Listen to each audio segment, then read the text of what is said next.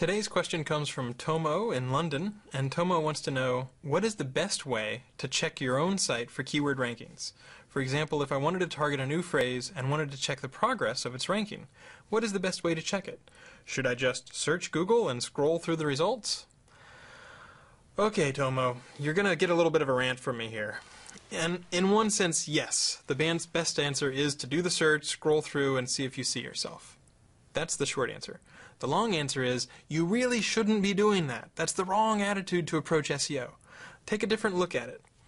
Rather than concentrating on one specific trophy phrase or two specific trophy phrases, you should be thinking about the long tail and all the different phrases that can bring people to your website. And rather than checking how well do I rank for those, you should be looking at your server logs to see the phrases that people are already searching for and using to find your site.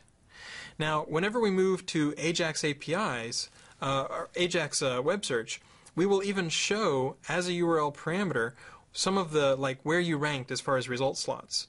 So that can tell you, oh, this person ranked at number 12 or this person ranked at number 5. So even just from looking at your server logs, you can often tell these are the phrases that I ought to be optimizing for, rather than chasing after my trophy phrases. Okay, but even then, there's still stuff that you should be doing. Rather than just looking at your server logs, you should also be looking at conversion rates. Whenever someone lands on your website, how often do they turn into a purchaser or do whatever it is that you want them to do? So that takes into account a lot of different things, including your return on investment if you're buying ads, or how much does the snippet entice people to click? How much is the title enticing people to click? Is it something that's really useful for people? So what I would advocate is to change your entire philosophy about ranking. Don't just say, I want to check whether one-on-one I rank for this particular phrase. Instead, you want to look at the entire constellation of phrases that you rank for in your server logs, and you want to try to look at whether it's Google Analytics or your server logs.